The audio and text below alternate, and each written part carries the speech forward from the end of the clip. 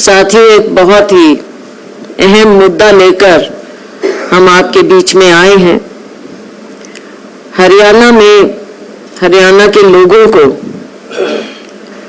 जिसने आज त्रस्त किया हुआ है, खास तौर से जो शहर के वासी हैं, उनके ऊपर एक इतना बड़ा प्रकोप इस भारतीय जनता पार्टी जजपा सरकार ने डाला है। मैं कहना चाहूंगी प्रॉपर्टी आईडी के बारे में।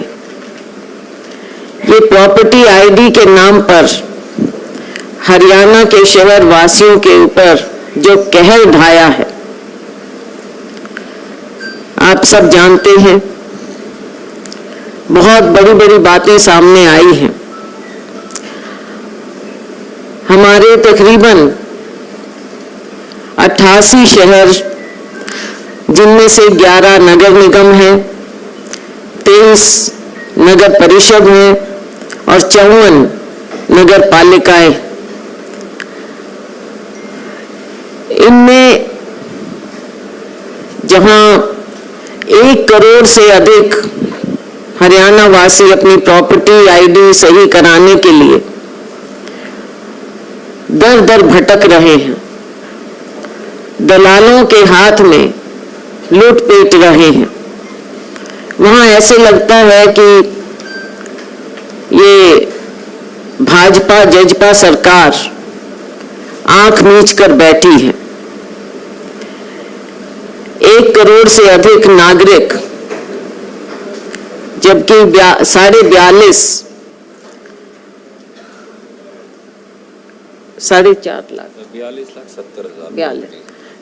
70 हजार, चलो मोटा मोटी 42.5 मैंने कहा, इतने लाख प्रॉपर्टीज हैं, प्रॉपर्टी ओनर, जिनके ऊपर ये इस तरह का कहर ढाया गया है। साथियों, शहर में जो लोग बस रहे हैं, लोग गांव से शहर में आते हैं बेहतर जीवन व्यतीत करने के लिए, कि उन्हें वहां पर बेटर इंफ्रास्ट्रक्चर मिलेगा, प्लान्ड ढंग से घर होंगे, बिजली, पानी, सड़कें, ये सब सुविधाएं मिलेंगी। लेकिन आपने देखा है कि पिछले दिनों में इस सरकार ने, जैसे ये हमेशा आनन फानन में फैसले लेते हैं, ये एक ऐसा फैसला लिया है। साथ में जो बहुत बड़ा मुद्दा है, मुद्दा ये है कि एक बाहर की कंपनी, याशी कंपनी नाम से इन्होंने टेंडर दिया। अब ये राजस्थान की कंपनी थी, इनके साथ इन्होंने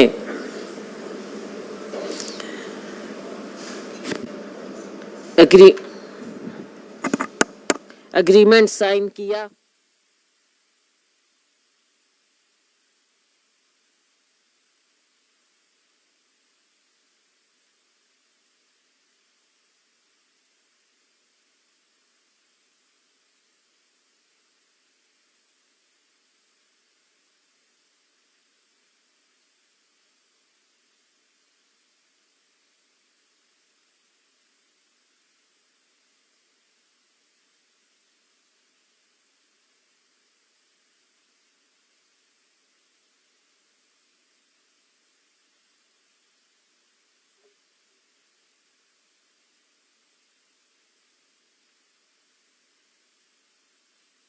तो ठेकेदार कंपनी को दुगना जुर्माना देगा।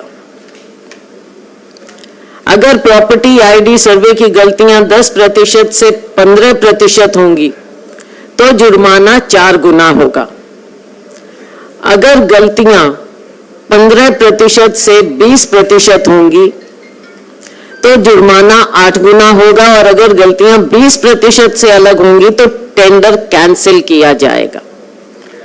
अब यहां पर तो गलतियां 80% से ज्यादा हैं, तो इस सरकार ने क्या किया है? खट्टर जी ने जब ये माना है कि 8 लाख से ज्यादा त्रुटियां पाई गई हैं, तो सरकार इसके बारे में क्या कर रही है? ये बहुत बड़ी बातें हैं साथियों। प्रॉपर्टी आईडी सर्वे में याशी कंपनी द्वारा जब इतनी गलतियां पाई गई तो इन्होंने ना ब्लैकलिस्ट किया, ना जुर्माना लगाया, ना कैंसिल किया। तो साथियों, इन बातों को देखते हुए मुद्दा इतना बड़ा है कि ये सरकार क्यों असमर्थ है कुछ करने के लिए, जबकि आपने पेमेंट भी कर दी। मंत्री जी भी कुछ कह रहे हैं, बहुत सी बातें सामने आई हैं, और जब इतनी बातें सामने आई हों तो ये सरकार चुप क्यों बैठी है? क्या इनकी मिली भगत है या कोई कमजोरी है? तो इन सब चीजों के बारे में सरकार सामने क्यों नहीं आती? आपने इतना बोझ डाला है जो हमारे उपभोक्ताओं पर, प्रॉपर्टी ओनर्स पर, लाखों लोगों को दर दर भटकने के लिए मजबूर कर दिया। डिटेल में मेरे साथी आपको बताएंगे। तो हमारा सवाल सीधा सरकार से ये है कि ये भी डिटेल आपको देंगे हम, इन सब बातों को देखते हुए सरकार क्या कर रही। तो मैं आग्रह करूंगी श्रीमती किरण चौधरी, क्या आप बोलोगे? हाँ, मैं आग्रह करूंगी रणदीप जी से कि डिटेल में आपको इनके बारे में बताएं, फिर किरण जी आपको बताएंगे। धन्यवाद। ये ले लो। हेलो। शुक्रिया शैलजा जी। आदरणीय साथियों, जैसा आपके समक्ष रखा, हरियाणा का प्रॉपर्टी आईडी घोटाला इस समय 88 शहरों में बसने वाले 1 करोड़ से ज्यादा हरियाणवियों की जिंदगी का गड़बड़ झाला बन गया है।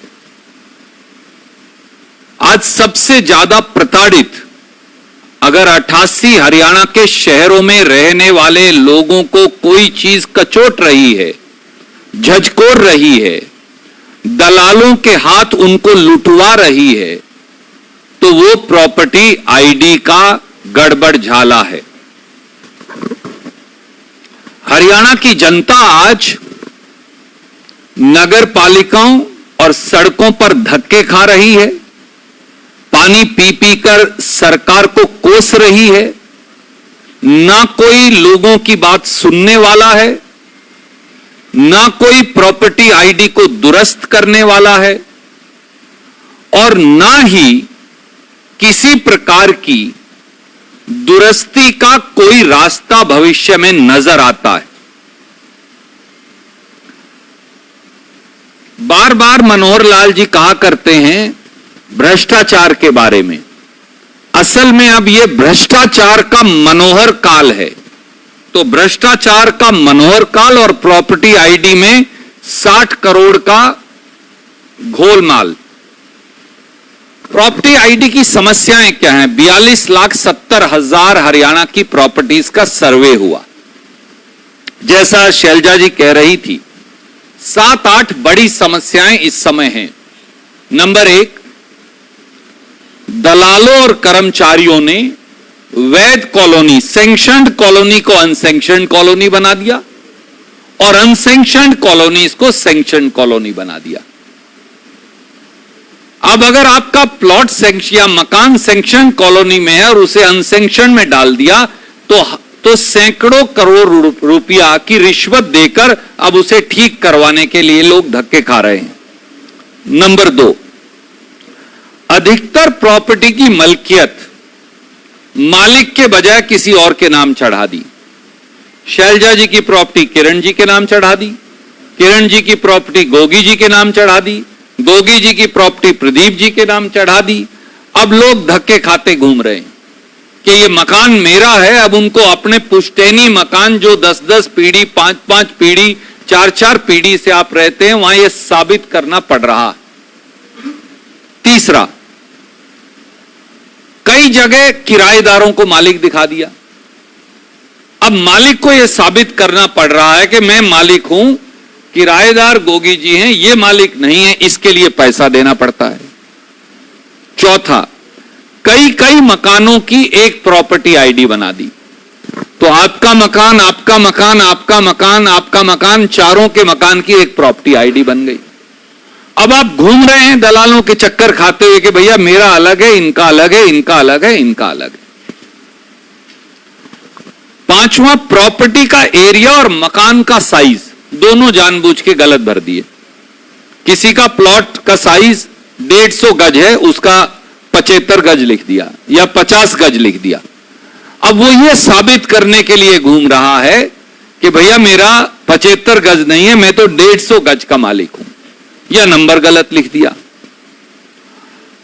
कई जगह यह भी किया, एक ही मकान के अलग अलग कमरों की अलग अलग आईडी बना दी। कर लीजिए, क्या करोगे आप? बेटे के कमरे की अलग आईडी है, बेटिया की कमरे की अलग आईडी है, मां बाप के कमरे की अलग आईडी है। तो अब उसे यह साबित करना पड़ रहा है दलालों को रिश्वत देके कि साहब ये एक मकान है, इसकी 3 की बजाय 1 की जाए। रिहायशी मकानों को कमर्शियल दिखा दिया, कमर्शियल दुकानों को रिहायशी दिखा दिया।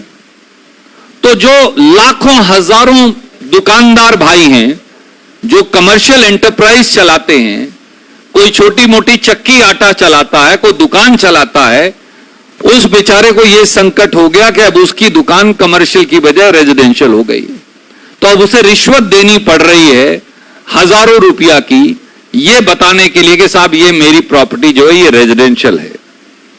इसी तरह से जो सरकारी जमीन है, वो नगर पालिका की जमीन हो, वो विभागों की जमीन हो, बहुत सारे लोग उन पर कब्जाधारी हैं नाजायज। उन कब्जाधारी लोगों की प्रॉपर्टी आईडी बना दी।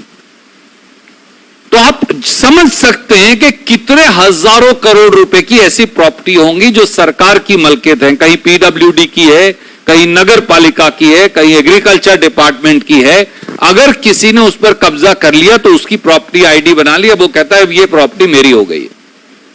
सरकारें कब कंटेस्ट करेंगी, कब देखेंगी, कब वो प्रॉपर्टी उनको वापस मिलेगी, हजारों करोड़ की संपत्ति चली जाएगी। एक ये संकट हुआ है। और इसके साथ साथ एक और यूनिक बात हुई और वो ये, प्रॉपर्टी आईडी के साथ फोन नंबर जुड़ते हैं, उन पे मैसेजिंग आती है करेक्शन के लिए। एक जिले का फोन नंबर दूसरे जिले, महेंद्रगढ़ वाला भिवानी में जोड़ दिया, भिवानी वाला सरसा में जोड़ दिया, अगले को मैसेज ही नहीं आ रहा। अब वो अपने फोन नंबर दुरुस्त करवाने के लिए चक्कर काट रहा है और हजारों रुपए की रिश्वत भी दे रहा है। खट्टर सरकार ने कानून भी बदला था, नो ड्यूज अनिवार्य कर दिया था, आपको पता ही है। नो ड्यूज पोर्टल में ही गड़बड़ हो गई है साथ साथ। तो नगर पालिका के शहरी निकाय विभाग ने 5 चिट्ठी लिखी हैं, उसमें लिखा है कि भयंकर भ्रष्टाचार हो रहा है। पहली बार किसी ऑफिशियल सर्कुलर में यह लिखा कि भयंकर भ्रष्टाचार हो रहा है, लोग हाहाकार कर रहे हैं। मैं आपको उस चिट्ठी में से एक की लाइन पढ़कर बताऊंगा। और यह सारा पोर्टल जो है उनका गड़बड़ में है।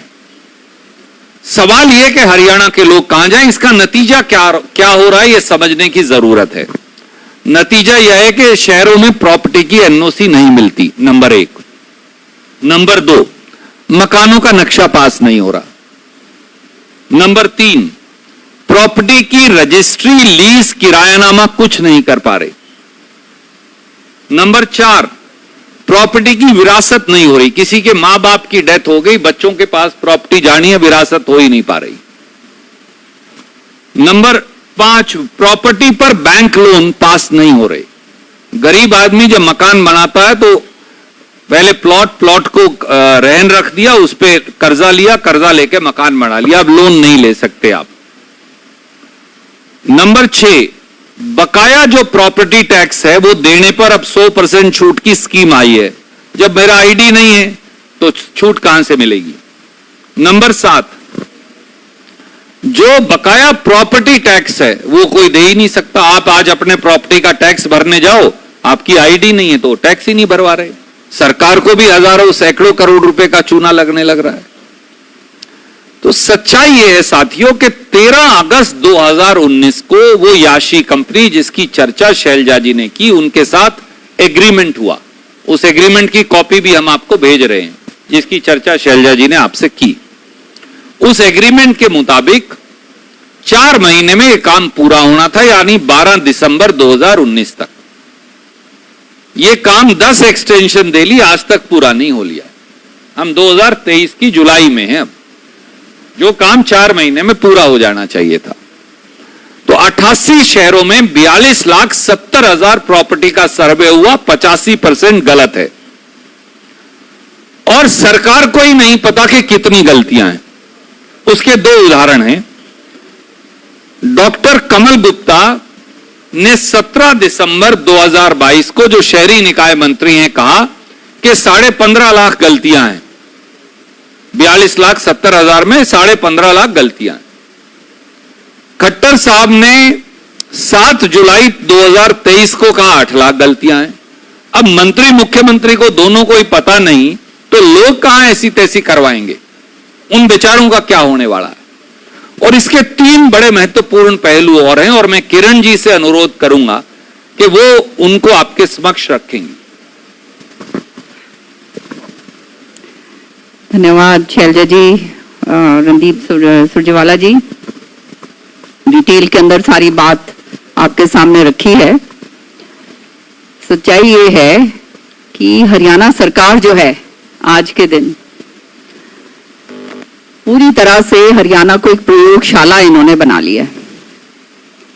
अलग अलग किस्म से पोर्टल खोल रहे हैं, जो आधे पोर्टल चलते नहीं हैं, काम नहीं करते हैं। लोगों को जो है इतनी परेशानियां झेलनी पड़ रही हैं कि जो आज तक जो है कभी ऐसा हालात लोगों के हो ही नहीं है।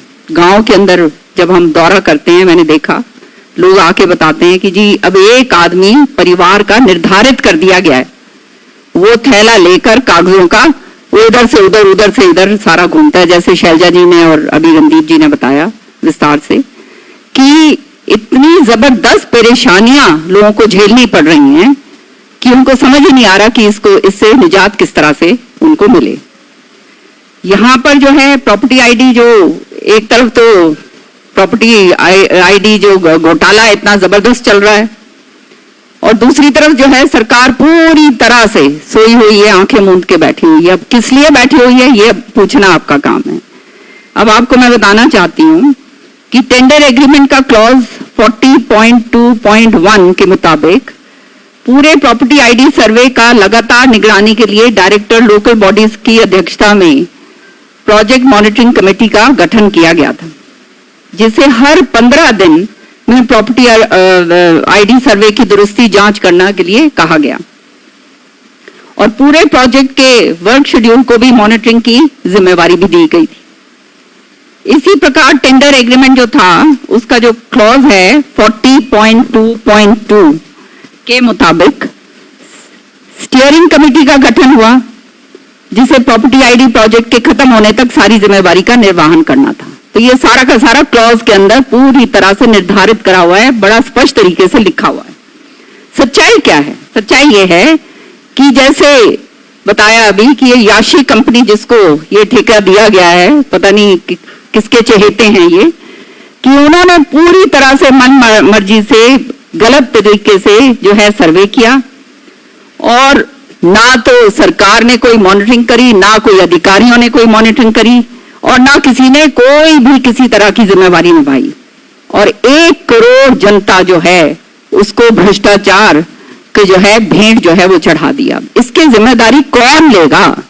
सच्चाई ये है कि विधानसभा में भी जब ये कॉलिंग अटेंशन मोशन मैंने लगाया था, उस समय माननीय मुख्यमंत्री जी ने स्वयं खड़े होकर ये बात कही थी कि हाँ इसमें अनियमितताएं हैं और उसमें हम जांच कर रहे हैं। ये बात आपको याद होगी, ये जब हमारा मार्च का जब अभी सेशन हुआ था उस समय ये बात थी, और उन्होंने खुद ये माना सदन पटल पर। लेकिन आज तक ना जाने क्या जो है परेशानियां हैं या क्या दबाव है या क्या चक्कर है, आज तक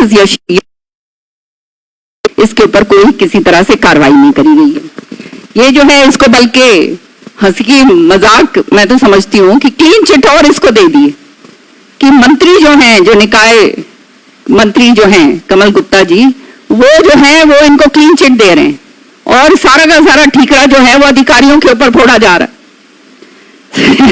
सच्चाई में जो है ये प्रॉपर्टी आईडी का जो है रैंडम जांच जो है वो करनी थी नगर निगमों में, नगर परिषदों में और नगर पालिकों के अधिकारियों के द्वारा, और इसका सही होने का सर्टिफिकेट जो है वो दिया जाना था। इसी के आधार पे गुपचुप, ना तो ये सही हुआ ना देखा गया, गुपचुप तरीके से सरकारी खजाने से ये जो ठेकेदार कंपनी है इसको 60 करोड़ रुपया का भुगतान भी हो गया।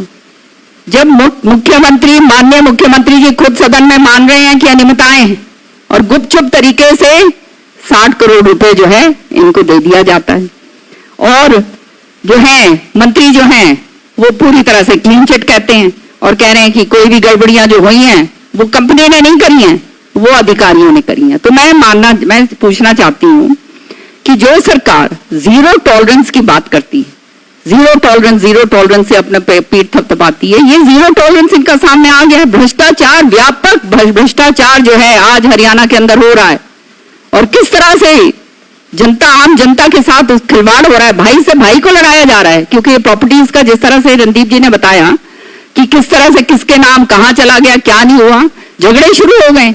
लोग हमारे पास आते हैं, जी ऐसे हो रहा है, ऐसे हो रहा है, इसको ठीक करवाओ। ठीक कैसे करवाएं? क्योंकि जो है इनके जो सर्वर भी हैं, पोर्टल जितने खोल दिए हैं, वो सर्वर जो हैं वो आधे टाइम काम करते हैं, नहीं करते हैं, चंडीगढ़ के अंदर सारे निर्धारित हैं।